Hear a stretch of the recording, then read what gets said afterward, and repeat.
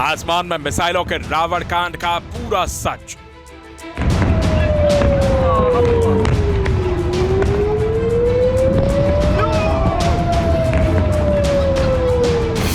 Iran ने कहा उसने 200 मिसाइलें चलाई।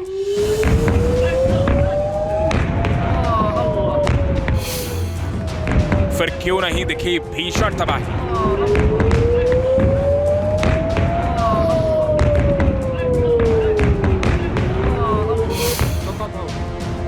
ईरान बोला 90% मिसाइलें टारगेट पर आई।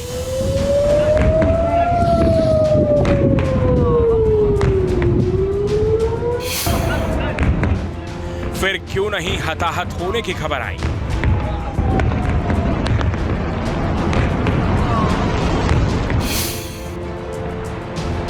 ईरान ने बताया 20 F-35 फाइटर जेट हुए तबाह। आखिर कहां है इस बात के गवाह?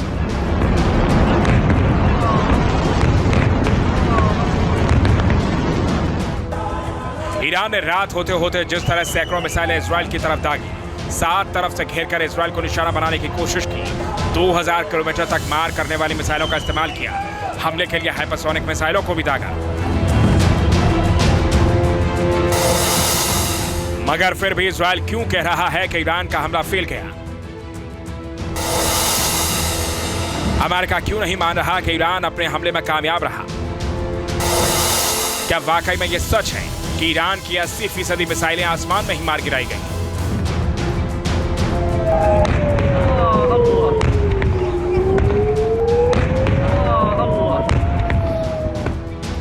ये तस्वीरें इजराइल पर ताबड़तोड़ हमले के फौरन बाद की हैं। तेहरान की तरफ से जैसे बैलिस्टिक मिसाइलों का बटन दबा, आग उगलती मिसाइलों ने इजराइल के हर शहर में हड़कंप मचा दिया। मिसाइल हमले के इस वीडियो को अगर ध्यान से देखेंगे तो पता चलेगा कि ईरान सच बोल रहा है या इजराइल।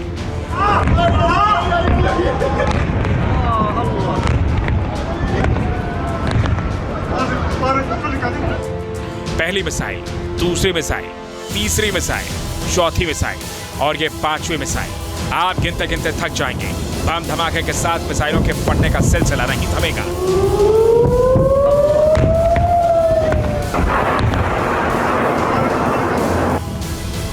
खास बात यह है कि इसमें से कुछ मिसाइलें आसमान में फटती हुई दिखाई दे रही हैं। फटती हुई ये मिसाइलें इजराइल के दावे को पुख्ता करती हैं, क्योंकि इजराइल साफ कह चुका है कि उसके डिफेंस सिस्टम ने मिसाइलों को हवा में ही मार गिराया। बल्कि कुछ तस्वीरों में मिसाइलें जमीन पर गिरती हुई भी दिखाई दे रही हैं, जो ईरान की बात को सही साबित करती हुई भी दिखाई देती है। हालांकि एक थ्योरी अब यह सामने आ रही है कि ईरान की जो मिसाइलें आग के गोले की तरह जमीन पर गिरती हुई दिखाई दे रही हैं, वो उन मिसाइलों का मलबा हो सकता है, जिन्हें इजराइल ने अपने डिफेंस सिस्टम से आसमान में ही तबाह कर दिया। אנחנו בעיצומה של מערכה נגד ציר הרשע של איראן. אמרתי אתמול שאלה ימים של הישגים גדולים ואתגרים גדולים. הישגים גדולים כי סיכלנו את נסראללה ואת צמרת הפיקוד שלו ואת התוכנית של חיזבאללה לכיבוש הגליל. אנחנו נחושים להחזיר את תושבינו בצפון בבטחה לבתיהם. אבל מנגד, אתגרים גדולים. מה שאני מבקש מכם זה שני דברים. אחד, להישמע בקפדנות להנחיות פיקוד העורף, זה מציל חיים. ושנית, לעמוד יחד. נעמוד יחד איתנים בימי המבחן שלפנינו. ביחד נעמוד, יחד נלחם, יחד ננצח. ईरान भले ही जो दावा करे, मगर पहली नजर में इजराइल का दावा पुख्ता लगता है, क्योंकि नसरल्ला की हत्या के बाद से इजराइल को आशंका थी कि ईरान बहुत कुछ बड़ा कर सकता है, हमला बड़ा कर सकता है। टाइम्स ऑफ इजराइल के मुताबिक मंगलवार शाम करीब 6 बजे यानी हमले से 2 से 3 घंटे पहले अमेरिका की तरफ से भी अलर्ट जारी किया गया, जिसमें साफ साफ बताया गया था कि ईरान अगले कुछ घंटे में बैलिस्टिक मिसाइलों से हमला कर सकता है। लिहाजा इन हमलों को नाकाम करने की तैयारी पहले ही कर ली गई थी।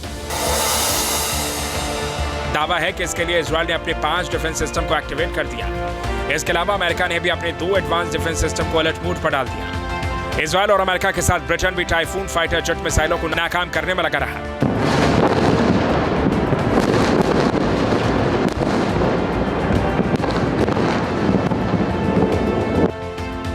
यही वजह रही कि जैसे ईरान ने मोर्चा खोला, अमेरिकी राष्ट्रपति जो बाइडेन ने फौरन उसकी मिसाइलों को मार गिराने का आदेश जारी कर दिया, क्योंकि इसकी तैयारी तो अमेरिकी सेना ने पहले से ही कर रखी थी।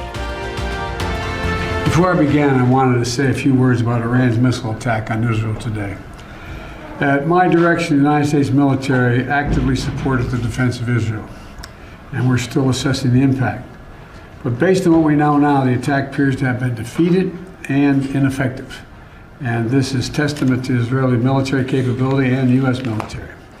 It's also a testament to intensive planning between the United States and Israel to anticipate and defend against the brazen attack we expected. Make no mistake, the United States is fully supportive of Israel.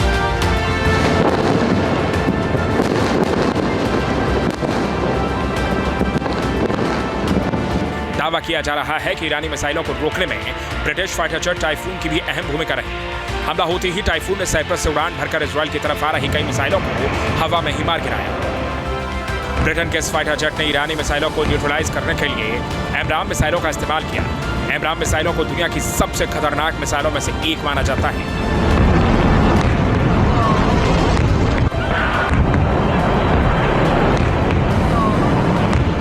America खुद इस missile का इस्तेमाल अपने fighter jet F-35 और F-16 पर करता है।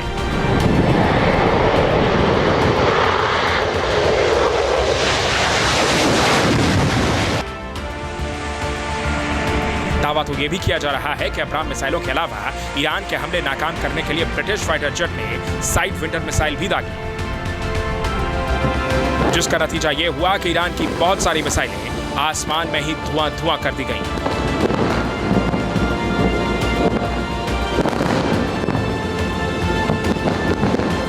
और अब ब्रिटेन के जिस फाइटर जेट ने इजराइल को मिसाइल हमलों से बचाया है, वो फाइटर जेट आखिर कितना खतरनाक है, एक बार ग्राफिक्स की मदद से उसकी ताकत के बारे में जान लीजिए। आपको इसके बारे में भी हम बताएंगे। तो हम बात कर रहे हैं ब्रिटिश टाइफून ने कैसे बचाया है इजराइल को। 2125 किलोमीटर प्रति घंटे की इसकी रफ्तार बताई गई है और ये भी एक बहुत बड़ा जो रोल है वो अदा कर रहा है। इसी के साथ आपको बताएं 2 मैक की रफ्तार से ये उड़ान भरने में सक्षम है। ऑपरेशनल रेंज जो है इसकी वो 2900 किलोमीटर है। एयर टू एयर और air to surface missile fit हो सकती है इसमें। इसी के साथ एक साथ 13 मिसाइल लेकर उड़ान भरने में ये सक्षम है। इसकी खासियत के बारे में आप जानिए और इसीलिए कहा जा रहा है ये भी इसके बेड़े का एक बहुत बड़ा रक्षा कवच है।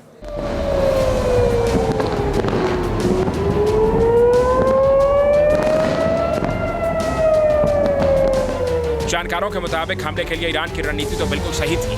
उसने चुन कर इजराइल के ऐसे ठिकानों को निशाना बनाने की कोशिश की जिससे तेल अवीव से लेकर वॉशिंगटन तक दहल उठे।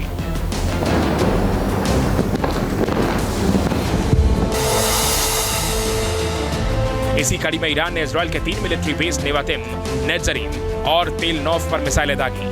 नेत्जरीम एयरबेस पर इजराइल ने अपने F-35 फाइटर जेट रखे थे। इजराइल का दावा है कि यहां पहुंचने वाली कई मिसाइलों को डेविड स्लिंग सिस्टम से इजराइल ने खुद मारा। इसके अलावा एक मिसाइल इजराइल की न्यूक्लियर साइट नेगेव के रेगिस्तान की तरफ दागी गई। नेगेव के रेगिस्तान में ही इजराइल की न्यूक्लियर साइट डिमोना है। इस मिसाइल को डिमोना से दूर ही अमेरिकी डिफेंस सिस्टम थाड ने निष्क्रिय कर दिया, जबकि ईरान ने मिसाइल हमले से इजरायली खुफिया एजेंसी मोसाद के हेडक्वार्टर को भी निशाना बनाने की कोशिश की। दावा है कि इस मिसाइल को मोसाद हेडक्वार्टर से 500 मीटर दूर आयरन डोम ने मार गिराया। Iran conducted a significant attack against Israel today, launching approximately 200 ballistic missiles targeting several locations in Israel. You don't launch that many missiles at a target without the intent of hitting something. So absolutely, just like the last time, their intent is to cause destruction.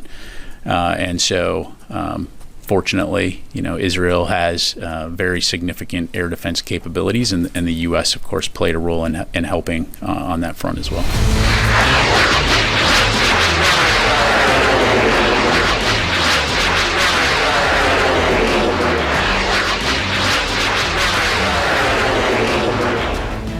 Israel के defence shield का लोहा पूरी दुनिया मानती है। दुश्मन उसके iron डोम से ही खौफ खाते हैं, मगर बहुत कम लोग जानते हैं कि इजराइल की सुरक्षा सिर्फ आयरन डोम के भरोसे नहीं है।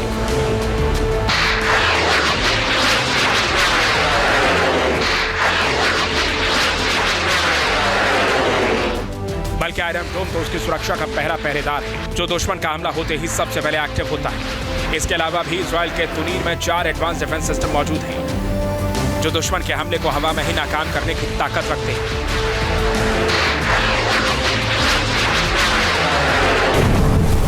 तो इजराइल के इन्हीं 5 डिफेंस सिस्टम ने इस बार भी इजराइल को बचाने में अहम भूमिका निभाई है और इसमें इजराइल का पहला डिफेंस सिस्टम है आयरन बीम, दूसरा डिफेंस सिस्टम है आयरन डोम जो इजराइल का सबसे भरोसेमंद माना गया है। इजराइल का तीसरा डिफेंस सिस्टम है डेविड स्लिंग, चौथा है एरो 2 डिफेंस सिस्टम और पांचवा है एरो 3 डिफेंस सिस्टम। यह सबसे एडवांस माना गया है। इसके अलावा अब हम आपको जो बताएंगे विस्तार से इसके बारे में, आप ये समझिएगा कि सिस्टम कैसे इजराइल का रक्षा कवच है, कैसे इजराइल को बचाने में एक बहुत महत्वपूर्ण भूमिका निभाते हैं। तो सबसे पहले आपको आयरन बीम के बारे में हम बताएंगे। आयरन बीम ऑपरेशनल रेंज क्या है? 15 से 19 किलोमीटर की इसकी रेंज है। हथियार क्या है? लेजर लाइट को भी ये टारगेट कर सकता है और रॉकेट और छोटी मिसाइलें टारगेट करने में इसे माहिर माना गया है। आयरन डोम का नाम आपने बार बार सुना होगा। ऑपरेशनल रेंज इसकी जो है वो 70 किलोमीटर है। हथियार ये कौन कौन से कर सकता है? अपने साथ इंटरसेप्ट मिसाइल और टारगेट रॉकेट और मीडियम मिसाइलें ये कर लेता है और इसने बहुत बड़ी भूमिका इजराइल के लिए निभाई है इस जंग में। डेविड स्लिंग ये ऑपरेशनल इसकी जो रेंज है 150 से लेकर 250 किलोमीटर है। कौन सा हथियार ये इसे कहा जा सकता है? ये है इंटरसेप्ट मिसाइल है।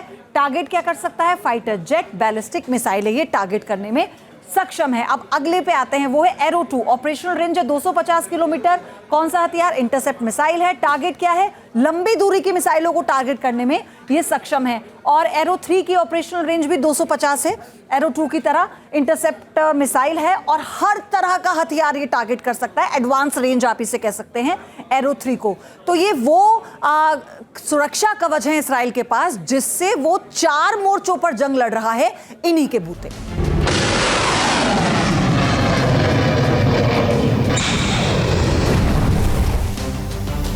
जानकार मानते हैं कि इजराइल की सुरक्षा सिर्फ इन 5 सिस्टम के भरोसे नहीं है, बल्कि अमेरिका ने भी उसे अपना सुरक्षा चक्र दे रखा है।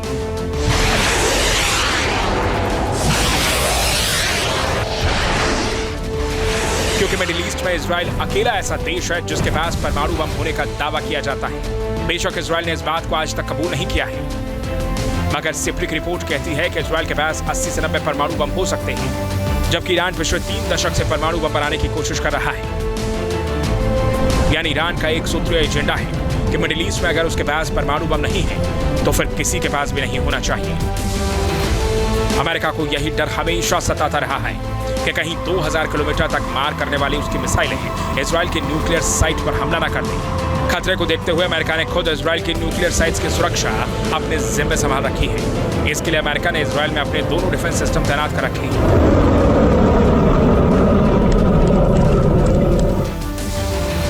इसमें पहला है पेट्रियट डिफेंस सिस्टम, जिसे दुनिया का सबसे भरोसेमंद और पुराना डिफेंस सिस्टम माना जाता है, जबकि दूसरा है अमेरिका का ही थर्ड सिस्टम, जो अमेरिका का सबसे एडवांस और दमदार डिफेंस सिस्टम है। इसके सक्सेस रेट को देखते हुए अमेरिका ने मिडिल ईस्ट में दांव पर लगा दिया है। Iran launched a large-scale attack of over 180 ballistic missiles directly from Iranian soil at the state of Israel. There were a small number of hits in the center of Israel and some other hits in the southern Israel. The majority of the incoming missiles were intercepted by Israel and a defensive coalition led by the United States. Our operational plans are ready. We will respond wherever, whenever, and however. Iran की ballistic मिसाइलों का खतरा कितना बड़ा है, इसका अंदाजा आप इस बात से लगा सकते हैं कि पैट्रियट सिस्टम को अमेरिका ने अपने तमाम दोस्तों को बेच रखा है। यहां तक कि यूक्रेन युद्ध में भी रूस के हमले नाकाम करने के लिए पैट्रियट को भेजा गया, मगर थर्ड सिस्टम को अमेरिका सिर्फ अपनी सुरक्षा के लिए रखता है। मगर इजराइल का वजूद बचाने के लिए अमेरिका ने थर्ड को भी युद्ध में झोंक दिया है। अब सवाल यह है कि अगर इजराइल में इतने एडवांस डिफेंस सिस्टम एक्टिव थे तो फिर 10% मिसाइलें भी कैसे अपने टारगेट को हिट कर पाएं?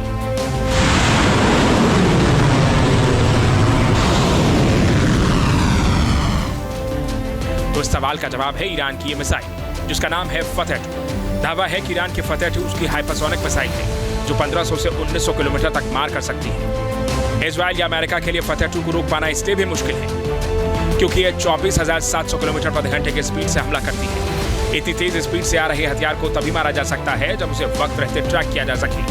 मगर ईरान का दावा है कि इजराइल और अमेरिका के पास ऐसा कोई डिफेंस सिस्टम नहीं है जो इसे 30 सेकंड पहले भी ट्रैक कर सके।